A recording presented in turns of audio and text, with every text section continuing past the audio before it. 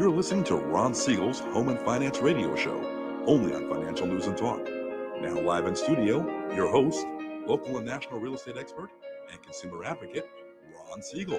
And hello again. Welcome to Ron Siegel Radio. This is the show with no real boundaries as we discuss current events, financial markets, politics, sports, even poking fun at the rest of the media. This is the show that connects the dots of confusion, delivered by conflicting media reports. We connect the dots so you know the actions you can take, how your family or business can benefit from current events. Most of all, thank you for joining me. Within every market, there are solutions as well as tremendous opportunities. You just need some trusted guidance. That is my message, and I will be delivering it every day. We have a very focused show. We only chat about items that affect the roof over your head, your bank account, and anything I feel would benefit you. But before we get into our intriguing content today, please join me in welcoming our featured guest, Aaron VanTrojen, CEO, Geneva Financial. Welcome. Thank you for having me, Ron. Glad to have you with us. And let me remind you, if you ever have any home or finance-related questions, I am the consumer advocate looking out for you. And you can reach out to me directly, 800-306-1990, 800-306-1990, or ronsiegelradio.com. Just remember, that's the number you call anytime for assistance. When you call that number, it comes directly to me first. There are operators standing by. Quiet, numbskulls, I'm broadcasting. Well, I do have a great team when it comes to developing a financing plan, a plan to save you money. I personally work with you, even if you don't have any needs today. Save this number in your phone for future reference, 800-306-1990, 800-306-1990. And yes, we're celebrating today. I'm not going to say Valentine's Day because everybody knows that one. Having beaten anorexia, though, I will say that we are going to celebrate National Cream-Filled Chocolates Day. Looks good to me. I like that one. Let's move along and see what the markets are doing. Do I want to see what the markets are doing today? That's the real question. They've been kind of scary lately. Well, we'll talk about that. Dow Jones Industrial Average now down 43 points. The S&P 500 is up 8.42. NASDAQ is up 45.25. Oil up 16 cents a barrel. And the 10-year Treasury down a bit this morning, 4.26 as we speak. We're going to talk a lot about that one today, 4.26. I have shared with you over and over again. You know, we got a interesting CPI report yesterday, and that's what drove the market. Now, you got to understand when the markets always, the only thing I guarantee in the markets is they overreact. And yesterday we got that exact thing. So we got a CPI report. Wasn't bad. Inflation dropped. Inflation is coming down, but it didn't come down as much as expectations. So then we see the market take a real nosedive. Not good. Now, if you're buying, and I'm not giving you financial advice, if I was buying or selling stocks, you know, a day like yesterday is one that you might want to sit on the sidelines just because you want to see what exactly is going to go on. If you're looking at home loans, a day like yesterday, probably one that if you didn't lock before that, you know, yesterday's probably not the best day in the world to lock. Again, just my personal opinion. Again, not giving you advice. I don't know your situation. But the bottom line is, you know, you look at it, you see, think about this one. Apple reports earnings, and almost every quarter, the week or two leading up to their earnings report, the stock goes up. They announce earnings, and the stock goes down. Well, did they announce that they lost money? No. They're making billions of dollars. But the market says they want more. So you get these overreactions, and it's all based on expectations, what people are thinking, what some of the economists come out and think is going to happen. Now, you know that I went to Chapman College before it was Chapman University, and yes, I did serve on the third economic forecast staff way back when in the early 80s. And even our friends over at Chapman will tell you they're forecasting. Now, they came out with numbers. Generally, they're in the top 3 forecasters in the country, usually right around the same range and accuracy as companies like Goldman Sachs and JP Morgan. So good surveys, good forecasters. Missed it by a boatload last year, and they explained why, which is always good when you get when a organization, admits to the fact that they were wrong and then looks to see why. Well, a lot of it had to do with overspending of the government. They anticipated $600 billion, or the government said they're going to spend $600 billion increase. So the market thought 1.4 trillion, sorry, and it came in at 2 trillion. Hard to forecast numbers like that. So their numbers were way, way off when they're looking at GDP, when they're looking at inflation. Now you start looking and saying, okay, you got all these irresponsible legislators. And I don't care whether it's Democrat or Republican. They're all irresponsible. They only care about one thing, and that's getting reelected. I mean, when you think about it, just here in California, if you had the stomach to watch the senatorial debate on Monday night, I watched a little bit of it. I had my Pepto-Bismol and I was ready to go. Barbara Lee comes out and says she thinks we should have a $50 an hour minimum wage in California. $50 an hour. Do you know what companies can afford $50 an hour minimum wage? But in that $25 an hour national minimum wage, thank goodness she's like in fourth place in running in the Senate race here in California, because that's just dangerous stuff. You watch what's going on. The government has no fiscal sense of responsibility. They came out, the Senate passes a bill, a $90-some billion bill for aid for Ukraine and Israel and Hamas and everybody else that they can find to help. But they can't find where to pay for it. Well, that money goes into inflation. And then you got the Federal Reserve trying to fight inflation, and you and I get to pay for it because our interest rates are going up and our cost of everything is going up. We reported that to you yesterday, talking about the number of inflation since 2021. Food up 34%, energy up 33%. Hard to sustain those kind of numbers when our earnings, our income is not going up at the same pace. So you got to watch what's going on here. Now, we've got elections coming up. We'll see what happens there. But neither party seems to be talking about the idea of reducing our deficit. How are they going to ever do that? No one wants to talk about that because it's not popular. And I watched a interview just recently, and one of the things I'm really excited about having Aaron VanTrojen on the program with us today. One of his branch managers, I was watching a commentary from the lady, and I don't remember the name, doesn't matter. And her comment was when she was talking about coming to the company, she said, "Just tell me the truth and be straight." And I'm going to guarantee you one thing today on today's broadcast. There is no punches being pulled when we talk to Aaron VanTrojen. He tells you what he thinks. It's the way it is. And the other thing that I love about it is Aaron and I don't always see eye to eye on everything politically, but we can be respectful of each other and have a great debate. And we're going to have a great conversation today. You're listening to Ron Siegel Radio, discussing your real estate, current events, and the financial markets. When we come back, why so many people fall in love with home ownership, we'll talk about it. We've got our Mortgage Minute and more. You can reach me anytime. Our off-air number, 800-306-1990, 800-306-1990, or ronsiegelradio.com. Facebook.com/Ron Siegel Radio. And if you miss any part of our broadcast, Ron Siegel 1 on YouTube. Ron Siegel, the number 1 on YouTube. Stay tuned. We'll be back in just a few. Ron Siegel Radio, your home and mortgage connection. Hey there, friends. Wondering if now is the right time to buy a home, or are you waiting for a bunch of foreclosures? The facts speak loud and clear. Defaults and foreclosures are down. Sure, we might be headed towards a recession. But did you know interest rates typically drop and real estate values often go up during a recession? So what are you waiting for? Higher prices or higher payments?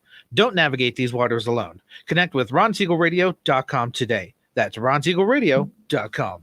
You're listening to Ron Siegel's Home and Finance Show with local and national expert Ron Siegel. Now, here's Ron. Welcome back to Ron Siegel Radio. Within every market, there are solutions as well as tremendous opportunities. You just need some trusted guidance. That is my message, and I will be delivering it every day on Ron Siegel Radio or anytime at 800-306-1990, 800-306-1990. The Mortgage Minute today being brought to you by our friends at Geneva Financial. When you're ready for that next home loan, Geneva's got the programs and the products. You've got a phone. Make the call, 800-306-1990, 800-306-1990. And every day at this time, OBMMI, they provide the most comprehensive, accurate, timely, and interactive analysis of pricing ever conducted in the mortgage industry.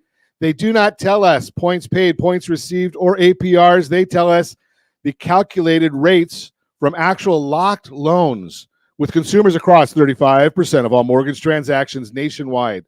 Where did they lock at yesterday? And it was an ugly day. 30-year conforming rates locked at 6.833. 30-year jumbo, 7.229. 30-year FHA, 6.65. 30-year USDA, 6.682. And the best loan on the market for those that earned it. Can't just apply for this one. The 30-year VA loan, 6.473. Now, we put out a market commentary every morning as early as the markets permit. You can get that for free, rsrmarketminute.com, rsrmarketminute.com. You can sign up for that, as hundreds of other people have already done. Let's take a look and see what's going on in the markets today, though. We just looked at what was going on yesterday. The S&P 500 is now up 11 points. The 10-year Treasury down 5 to 4.27. Mortgage-backed securities are up 18, which means when the bond goes up, rates go down. They're up 18 points as we speak right now. Why is that happening? We're going to talk about that right here, right now. Well, these Federal Reserve people, they try to curb the market and try and bring some calm into the market. You've got some of them that are always looking to raise rates, some of them always looking to lower rates. Well, we heard from Chicago Fed President Austin Goolsbee made some dovish comments, which usually means he's wants it to lower rates or to calm the market. So he made dovish comments in response to yesterday's hotter CPI inflation report. Goolsbee said that higher inflation data for a few months would still be consistent with a path back to their 2% goal. He also said that the Fed focuses on PCE, not CPI, for their 2% goal, and PCE is running much lower. They have a smaller weighting on housing in the PCE report than they do in the CPI report. He also said that he doesn't support waiting until inflation gets to 2% to begin cutting rates, and he feels it should be to confidence that we are heading to 2% and is not worried about the blips. He also feels that the current policy stance is already quite restrictive. His comments had a bit of a calming effect. Zillow came out with their January housing report, showed that home prices correctly in January were still moving at a good pace with average days on the market, 29. Those that are not priced or listed correctly are lingering, resulting in price cuts. However, the amount of homes with a cut is lower than it was last year. Still a lot of competition. 26.4% of the homes sold above asking price, which is up 2.5% from last year and 8% from pre-pandemic levels. Inventory remains tight. There was an increase in new listings in January, like we see every year, but it was much less than we are normally accustomed to seeing. Total inventory is only up 1.5% from December and is almost 40% lower than pre-pandemic levels. They didn't tell us, at least they didn't go into the median home prices and all that garbage that, kind of confuses people. Again, my friends at Chapman University talk about median home prices, and it's really just that tells us the mix of homes for sale. It does not tell us anything about home values, which every one of the charts that I've seen recently show home prices still going up, and they're going up in a seasonal manner. That is the Mortgage Minute, brought to you by our friends at Geneva Financial. When you're ready for that next home loan, Geneva's got the programs and the products. You've got the phone, 800-306-1990, 800-306-1990. And now, the aforementioned Geneva Financial, their top dog, Aaron VanTrojen, is with us. Good morning, sir. Good morning, Ron. So let's chat a little bit. What are you seeing in the mortgage world? I mean, obviously, yesterday was an ugly, ugly day. Where do you think it's going forward? The mortgage industry in general? No, I'm talking about, as far as the individual that wants to get a mortgage or mortgage rates. I mean, I know we're not going to, there's no guarantees or anything like that, but what are you seeing in the marketplace? Well, I mean, interest rates are going to go down. I mean, the Federal Reserve already stated 3 Fed cuts this year, which will drive long-term interest rates down. That's going to happen if the Fed stated it's going to happen. It's almost guaranteed to happen. It's just a question of when. And I think that most of the public, including the industry that I'm in, has misjudged that. We were initially calling for Fed cuts as early as March, even though there was no data supporting a cut in March. And now the data that's coming out now is pushing that date kicking the can down the road. So early estimates of the first Fed cut, talking probably June, July at best case scenario. And it might come even toward the tail end of the third quarter or even fourth quarter before we see the Fed cut rates. Now, there's a million different variables that can come into play between now and then. Unforeseen variables, which I always bring up. But based on all the data we have right now, there's zero reason for the Fed to start cutting rates right now. So the question that comes up to me that I've been posing and contemplating as well is I saw the same reports that you did, three to four rate cuts this year, and again the same thing that you've said. No reason for them to be early. I've been talking about the second quarter is probably when they'll start. But the other part of it is if the data doesn't show it in that second quarter, the Fed also says they don't want to be political and be involved in elections. And if they started doing their cutting closer to the election time, do you think that's going to have a effect, a positive or negative, toward their thought process of cutting? It shouldn't. Whether it does or not, that's a whole different discussion. Listen, I think that you have to, you'd like to think that the Fed operates the way they're supposed to, where they don't take politics into account for their decisions. And again, we could argue that back and forth whether they do or don't. Remember who appointed Powell, Right. and so initially, so I have some faith that he's going to do what he thinks is best for the economy more so than what he thinks is best for the president. We'll see how that plays out. But if it takes him until third or fourth quarter to start cutting rates, that's only because he's going to have economic data that states that he's supposed to be doing that at that time. We already know that the Fed is going to be behind. No matter what they do, they're going to be behind. So they're going to probably start cutting rates late, just like they started raising rates late. They're going to be behind. So if it happens in November and it helps the election, people are going to, the conspiracy theorists will say that he's in Biden's back pocket. I honestly don't think that's going to be the case. I think he's going to cut interest rates the minute he thinks that the economy is slowing to the point that he needs to. Do you think they're going to follow, like I saw this morning that the PCE for the last 6 months has been running at like 1.8, 1.9 on the core PCE rate. And they're talking about wanting a 2%. Does that affect what you're thinking as far as going to second quarter and not having the data for anything sooner? I think it might. I don't know if the Fed has ever come out, or at least the chairman said that they're going to put more weight on PCE versus CPI. I mean, CPI carries a lot of weight. You see what happened yesterday, right? It moved markets. And like you stated in the introduction, there was a gross overreaction to those numbers. Inflation is still coming down, but it missed to the upside, and it continues to do so, as does employment numbers. PCE numbers, again, might be able to trump the CPI numbers if we really miss to the downside. And I think that could carry some weight and make the decision sooner. But I don't think that the PCE numbers have been missing enough for it to influence a rate cut early. Now, one of the other things I wanted to chat with you about is we look at historically, again, the spread between a 10-year treasury and a 30-year mortgage historically is about 1.79. Right now, we're looking at that being almost 3%. It's at 2.8, I think it is right now. What do you think is causing that spread? Is it the higher rates and that people don't want to, the mortgage industry is saying, something, we know that they're going to keep their loans shorter period of time. How's that affecting? What's the effect there? Again, I'm not an economist. It was not my degree, but what I've been told, that actually has a lot to do with quantitative easing and the purchasing of bonds by the Fed. More so, which is why it's gotten so out of whack over time. And I do believe that you will see that trend back because, like you stated, as long as I've been in the business, the spread hasn't been nearly as great as it is right now.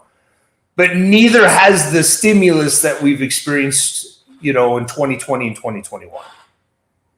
Do you think that has anything to do with, and this is an area that I have absolutely no clue about. I know you know a lot more about it than I do. The servicing area, when servicers go to buy a loan, from what I understand, and I think most of my education has come from you, there's about 3/4 to a point in that a servicer will pay, somewhere in that range. And if they don't think that the loans are going to stay, if they think that the interest rates are going to drop, that means more people are going to refinance, so they're not going to have that loan as long, so they can't make as much money. Do you think that has any effect on that spread? Yeah, it certainly might. And there's been a strange dynamic that's also happened in the last 2 years in the mortgage industry, that the vast majority, the overwhelming majority of mortgage banks out there, the only way that they've been able to maintain any sense of profitability is by selling servicing. So there's been a tremendous amount of servicing rights being sold right now. And there's also an interesting dynamic with being able to sell servicing rights, because most of the mortgage companies are holding interest rates at 3% and 4%. Who wants that, right? Who wants a note rate at 3 to 4% when the current note rate is, in the 7s, let's just say. Right. At the same time, the mortgage industry realizes that if you're originating a bunch of loans right now in the 7s, and there's just an overwhelming chance that interest rates are going to come down in the not so distant future, all the loans that you put on your books right now are going to run off your books in the next, say, 12 to 24 months. So it's a very strange place that we're at, because nobody really wants a 3% rate that's not going to run off, because it's only at a 3% rate. At the same time, they don't want a 7.5% rate that's going to run off in 6 to 12 months. So it's a kind of between a rock and a hard place. Yes. Type thing. Yes. Crazy stuff. You're listening to Ron Siegel Radio, discussing your real estate, current events, and the financial markets. When we come back, why so many people fall in love with home ownership, and more with Aaron VanTrojen. You can reach me anytime. Off-air number 800-306-1990, 800-306-1990, or ronsiegelradio.com, facebook.com/Ron Siegel Radio. And if you miss any part of our broadcast, Ron Siegel 1 on YouTube, Ron Siegel, the number 1 on YouTube. Stay tuned. We'll be back in just a few. Ron Siegel Radio.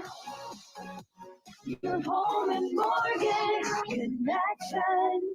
79% of all credit reports have errors that should be corrected through factual disputing. You could be saving thousands every year if your report was accurate. CreditSanitizer.com provides a free credit report audit when you furnish a specific $1 credit report. You can use this information to request corrections to your report and potentially save thousands of dollars. Get your free credit audit at CreditSanitizer.com. That's CreditSanitizer.com for a free credit report audit. CreditSanitizer.com. You're listening to Ron Siegel's Home and Finance Show with local and national expert Ron Siegel. Now, here's Ron. Welcome back to Ron Siegel Radio. Within every market, there are solutions as well as tremendous opportunities. You just need some trusted guidance. That is my message, and I will be delivering it every day on Ron Siegel Radio or anytime at 800-306-1990, 800-306-1990. The real-time real estate segment today being brought to you by rsrmoney.com, rsrmoney.com. Why so many people fall in love with home ownership? Chances are at some point in your life you've heard the phrase, home is where the heart is. There's a reason that's said so often. Becoming a homeowner is emotional. So if you're trying to decide if you want to keep on renting or if you're ready to buy a home this year, here's why it's so easy to fall in love with home ownership. Customizing to your heart's desire. Your house should be a space that's uniquely you. And if you're a renter, that can be hard to achieve. When you rent, the paint colors are usually the standard shade of white. You don't have much control over the upgrades. And you've got to be careful how many holes you put in the walls. But when you're a homeowner, you have a lot more freedom. As the National Association of Realtors, NAR, says, quote, the home is yours. You can decorate any way you want and choose the types of upgrades and new amenities that appeal to your lifestyle, unquote. Whether you want to paint the walls a cherry bright color, or go for dark, moody tone, you can match your interior to your vibe. Imagine how it would feel to come home at the end of the day and walk into a space that feels like you. And I'll just share that my son actually had his room painted yellow and green Packers colors when he was a kid. Could do that.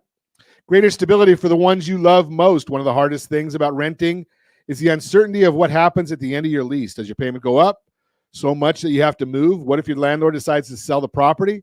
It's like you're always waiting for the other shoe to drop. Jeff Ostrowski, a business journalist covering real estate and the economy, explains how homeownership can give you more peace of mind in a Money Geek article. Quote, homeownership means you're the boss and have the biggest say in your lifestyle and family decisions. Suppose your kids are in public school and you don't want to risk having them change schools because your landlord doesn't renew your lease. Owning a home would remove much of the risk of having to move. Feeling of belonging. You may also feel holy cow, I can't even speak today. You may also find you feel much more at home in the community once you own a house. That's because when you buy a home, you're staking a claim and saying, I'm part of this community. You'll have neighbors, block parties, and more. That'll give you the feeling of being part of something bigger. As the International Housing Association explains, quote, home-owning households are more socially involved in community affairs than their renting counterparts. This is due to both the fact that homeowners expect to remain in the community for a longer period of time and that homeowners have an ownership stake in the neighborhood.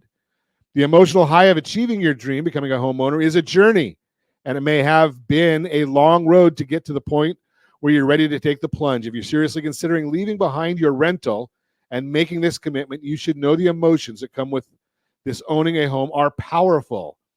You'll be able to walk up to your front door every day and have that sense of accomplishment welcome you home. Bottom line, a home is a place that reflects who you are, a safe space for the ones you love the most, and a reflection of all you've accomplished.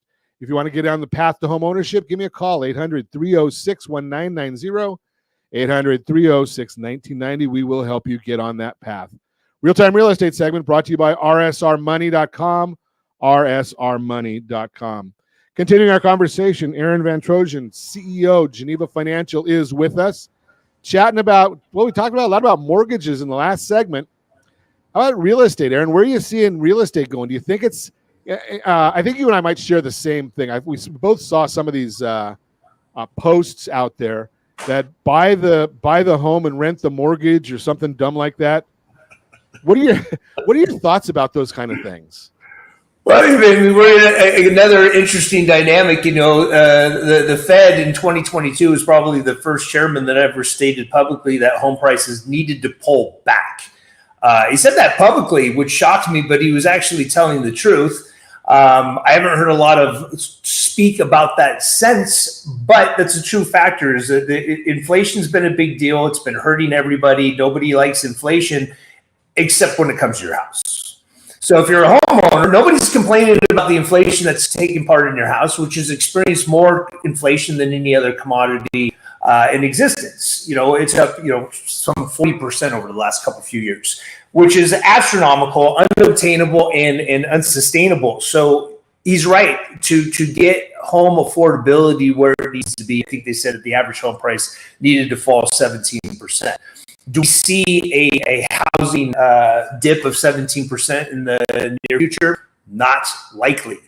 Not likely. And even with the drastic increases in interest rates, it's not that the interest rates are, they are as high as they've been in some 20-some years, but, hovering around in the high sixes and the 7% isn't ridiculous. It's just ridiculous from what we've been accustomed to for such a long period of time. And even with the rising interest rates, home prices are coming down. As you stated earlier, nationally, I think they're up nearly 5% year over year. They are down in some areas. I reside in the Phoenix metro area. We're down 5% year over year. But we also had faster growth than practically everybody. So you'll see that Seattle, Austin, San Francisco, there's a lot of markets out there that actually are down. Some are down double digits year over year. But nationally, home prices are still up, like I said, about 5%. Your issue is that you still have a hot economy. So people still want to be in the housing market if they can, if they haven't been hurt by the economy. Again, the middle class and the upper middle class, and certainly the upper class, has not been tremendously hurt by inflation. It's usually the lower class that gets hurt by that first. So they're still on the market. They're a little bit hesitant to be buying a house at the all-time highs. Home prices are the highest they've ever been, and interest rates are the highest they've been in 23 years. So is now a great time to buy a house? I say it always depends on the individual. For some people, yes, right now is the best time to buy a house, but it really depends on your particular situation. So what do I think is going to come with the housing? I mean, listen, we're contrarians. For interest rates to come down, the economy needs to get bad, right? Yep. The worse the economy gets, the better for us, at least over a short period of time. I know that sounds terrible, but stock market crashes, recessions are good for the mortgage industry, at least short term, and they lower interest rates. So let's just say that were to happen, interest rates would come down, but would it hurt the home buyer enough that they wouldn't be able to actually purchase homes? Two, we have an inventory problem, right? We still have an inventory problem. One, the cost of construction is still skyrocketing. It's still going up. So that hasn't changed, and that's not likely going to change in the foreseeable future. There's a lot of home builders that have product on market right now at exceptionally high prices. So what's to motivate them to build a whole bunch more supply, only bringing down the home prices of the existing homes they have on the market? And then you still run into the people that have a 3% mortgage, and how motivated are they to upgrade to another house at a 7% mortgage, right? So you got all these variables that are making this thing very, very challenging. And I don't necessarily have the answer on how we unwind all that. But it's going to happen. Something's going to give, something's going to break, and it might be the economy that does it. Well, something. A lot of the business people are basically saying that that's what the Fed really has to do in order to break inflation, is break the economy. So the question becomes, I shared a chart last week, I think it was, that I think the only time period in the last 50 years or 60 years where we had a 10-year run where housing prices were down was 2006. Other than that, every single 10-year period, if you bought in 2007, by 2017, you're a positive area. But if the Federal Reserve needs to break the economy to break inflation, do you think we're going to see a lot of foreclosures, or is there too many people that still have that 3% and 4% loan that are in too much equity that we're not going to see the foreclosures come back like we saw in 2009 and 10? Well, 9 and 10 was, created by the mortgage industry and cheap money for too long. We're not repeating that right now. This is a different problem that actually could have a similar result. I'm not calling for another crisis of 2008. I don't think it would be on that scale, but I do think that there are warning signs right now that you have at least a potential for a credit crisis. And again, I don't want to be taken here and people saying Aaron thinks we're going to have a credit crisis. I'm not saying that, but the signs are there that it could be happening. We cut everybody's interest rate on their mortgages to 3% in 2020 and 2021. Not that they just stockpiled all those savings away into a savings account. They spent, right? We just credit card debt just eclipsed $1 trillion for the first time. The mortgage debt is at all-time highs, credit card debt all-time highs, car loans at all-time highs, student loans at all-time highs. So we're levered, government debt all-time highs. So we're levered to the hilt at historic highs, but low defaults. And my argument was we have low defaults because the economy has been the hottest in U.S. history. But what if it's not? What happens if it does slow down? What happens to all that debt? And defaults are going up. Now, that's not alarmingly, but they are going up. Mortgage defaults are up. It's mostly affecting people that have 100% financing and low credit scores, all the traditional variables that you would anticipate would be the first to default. But isn't that how it starts? Right? Isn't that how it starts? So I believe that the Fed has navigated a soft landing. That's happened. We're living it today. We are in the soft landing. But I do believe that what the Fed's done has broken the economy, and we just haven't experienced it yet. Interesting. So based on what you're saying there, it sounds to me like if that person goes out today and buys a property and they're getting any one of the very low down payment programs, they better not be going into that with a thought process like we did in 2008. 2008 was basically everybody was buying because they figured that you're going to get a 20% appreciation overnight, and they play in musical chairs, and the song stopped. The credit, the credit all stopped. If they do that now, buying a house at a 7%, saying, well, I'll just wait and refinance it next year when it goes down to 4%, they might find the same exact problem that they had back in 2009. Well, the danger is, especially when you consider, high loan to value financing, although with the exception of VA, because VA tends to outperform, even though it's 100% financing in most situations. And maybe that's just the state of mind of a veteran. Somebody that was willing to die for their country might be more apt to make a mortgage payment, even if they're strapped. That's just an opinion. Yes, if somebody takes out a high percentage, if you're at 100% financing right now, and let's just say that home prices slide by 5%, you're upside down. You're not refinancing that loan, right? So if you got in today at a 7 and some odd percent interest rate, you could be in a situation very, very easily. Hell, even if the home prices stopped appreciating, even if they didn't appreciate, you'd still be at 100% financing, which would make it very, very challenging for you to be able to refinance at a lower rate, assuming interest rates do come down, which I think, again, is inevitable within the next 12 months. People that bought 100% financing a couple years ago at extremely low interest rates probably have enough equity because of the appreciation they've experienced over the last couple years to be able to change their situation. But at the same time, they're already at 3% interest rates, so that's not motivating them to necessarily refinance anyway.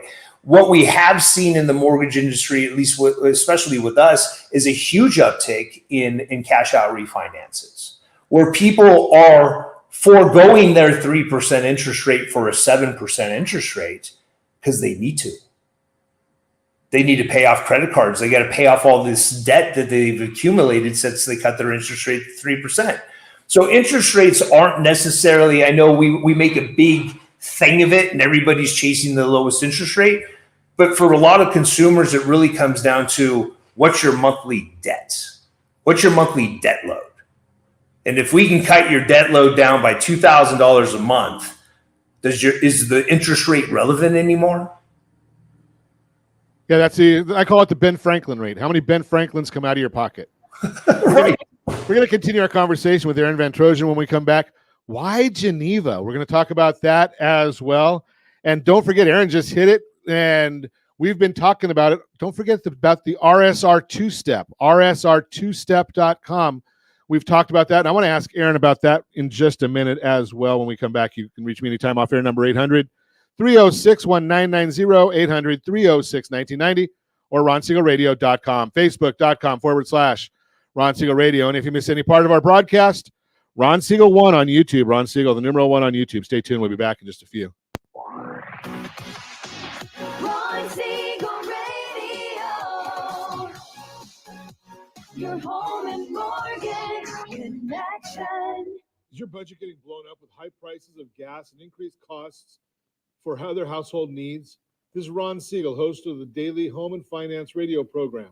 Did you know if you have a low interest rate mortgage along with auto debt, credit card debt, or student loans, your family could potentially save $500 or more per month by restructuring these debts? If you'd like a free Borrow Smart analysis with our team, let's book an appointment to see how we might be able to relieve some stress. Schedule an appointment at rsrbsa.com. That's rsrbsa.com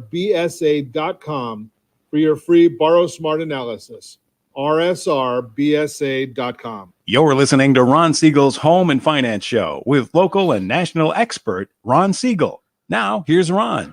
Welcome back to Ron Siegel Radio. Within every market, there are solutions as well as tremendous opportunities. You just need some trusted guidance. That is my message, and I will be delivering it every day on Ron Siegel Radio or anytime at 800-306-1990, 800-306-1990. As happens so often, I talk a lot, so we're not going to do a Borrow Smart segment. I'll just tell you, Borrow Smart is brought to you by rsrdebtfree.com. If you want to get out of debt, rsrdebtfree.com. And that includes what Aaron and I were just started talking about in the last segment, the RSR two-step. Borrow Smart segment brought to you by rsrdebtfree.com. Continue our conversation this morning. Aaron VanTrojen is with us, CEO of Geneva Financial. Aaron, I've got this thing called the RSR two-step. And basically, it's saying, exactly what you said in the last segment. If your household debt is up there and you've got the equity, take a look at it and see what your blended household interest rate is. If it makes sense, do a cash out refinance, get rid of that debt. That's step one. And we know that there's going to be a loan level price adjustment. I'm not going to get into that today for the cash out. And then down the road, as you and I both believe, interest rates are going to come down. It makes sense to restructure your loan again if they do come down and make a better decision for your family. What do you think? I think it's absolutely imperative. I'm not a big fan of people using their primary residence as a financial tool. I think we've kind of got away from that. I think that my desire not to use it as a financial tool has run away from us a long, long time ago, and people typically do use this as a financial tool. If you've gotten yourself into a situation where you're over-levered, regardless of the interest rate that you have on your current mortgage, you may have and likely have a lot of equity in your house that you can use to consolidate that debt and lower your overall monthly expense. Not only lower your monthly expense, but you see the interest rates on your credit cards and your car loans have gone up substantially, especially on credit cards. And you can stop the bleeding, you can stop the pain. The key is, the most important variable is that if you use equity in your house to pay off debt and consolidate debt, is don't borrow again, right? You're just going to be digging a hole. Now, the mortgage industry loves the fact that we are a consumption society because we just know most homeowners are going to just spending, and they're going to go through this cycle every few years. We're going to have to do cash out refinances, consolidate debt, and always need a mortgage, right? That's good for the mortgage industry, but that's not necessarily good for you as a homeowner. So I try to educate homeowners on doing what's in their best financial interest. And if you got yourself, like I said, in that situation, consolidate debt if it makes sense, and it could very well make sense. Lower your monthly payments. Don't get caught up on interest rate. Your interest rate will go up because of where the current interest rate market is now. And again, back to the marry the house and date the rates. I don't like that saying. I think it's a dangerous saying, but in some senses, if you had to do a cash out refinance, consolidate debt, and overall lower your monthly expenses, interest rates are likely lower in 12 months, maybe much, much sooner. So even if you had to cash out and refinance and your mortgage rate went up to 7.5% today, your monthly payments went way, way down on your overall debt load. And you may be in a situation you can refinance in the next 6 months at a much, much lower interest rate and continue that trend. It's not a guarantee. And if you do a cash out, you may not want to max out the maximum loan to value to give yourself some wiggle room if home prices, home values stall out. So you'll be able to take advantage of lower rates when they inevitably do come down. And the only other thing that I would add to what you said is I agree 100% with what you've said there. If you're going to save $1,000, $2,000, I've seen $3,000 where people will save doing that debt consolidation.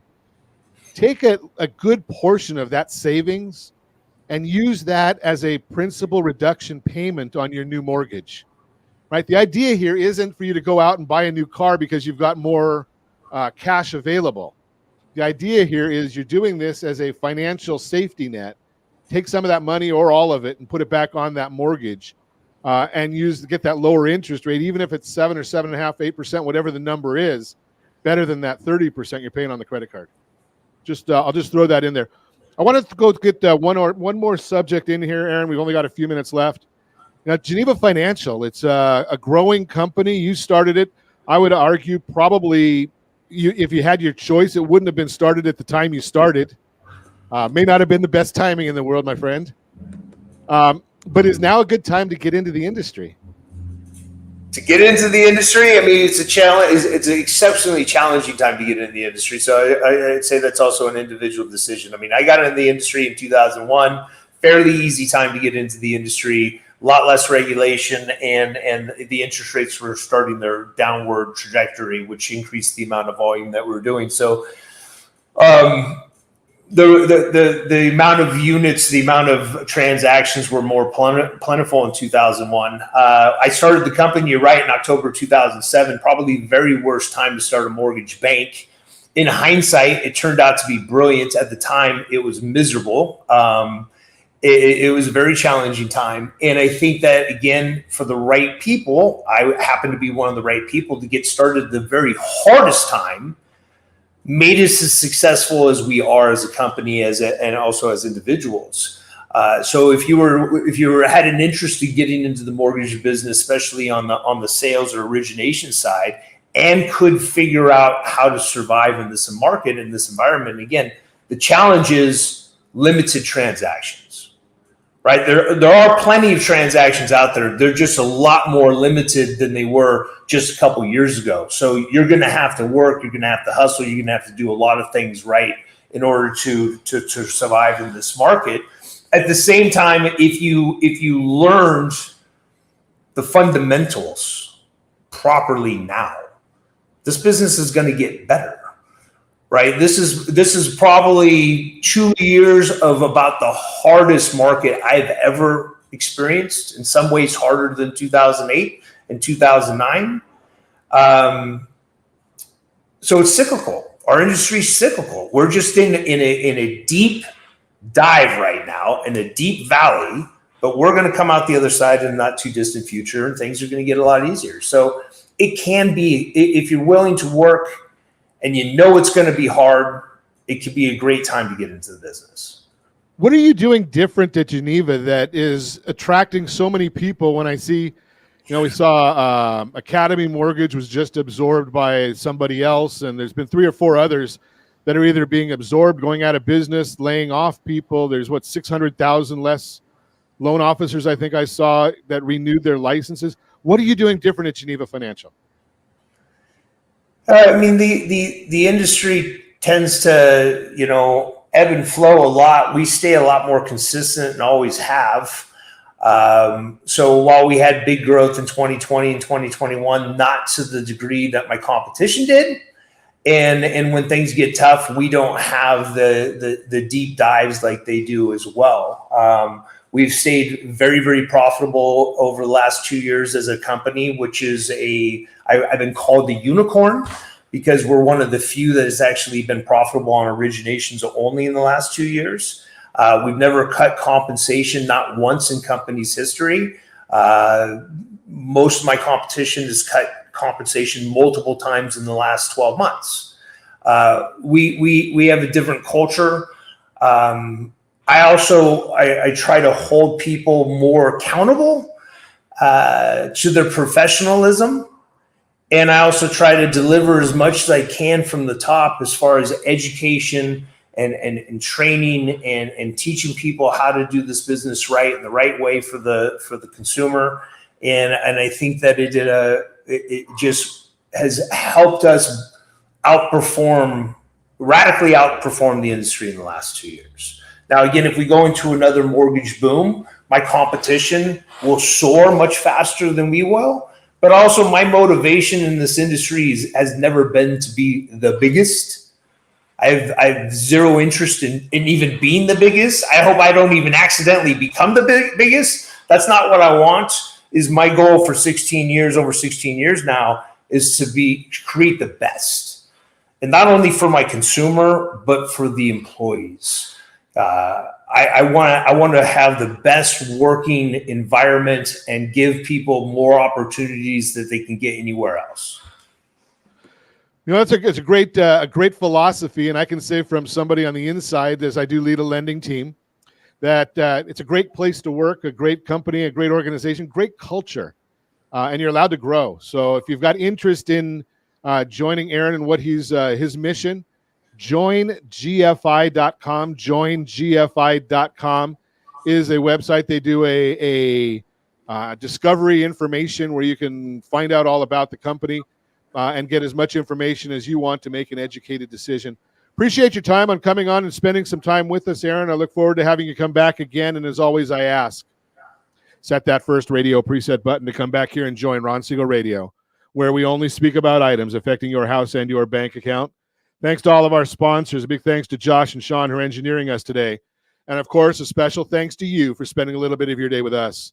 That's all for Ron Siegel Radio. Again, if you have any questions or to meet any of our guests, call me anytime, 800-306-1990, 800-306-1990, or ronsiegelradio.com. And remember, make a lot of money so you can help a lot of people and have a lot of fun. Have a great day. We'll talk to you next time on Ron Siegel Radio.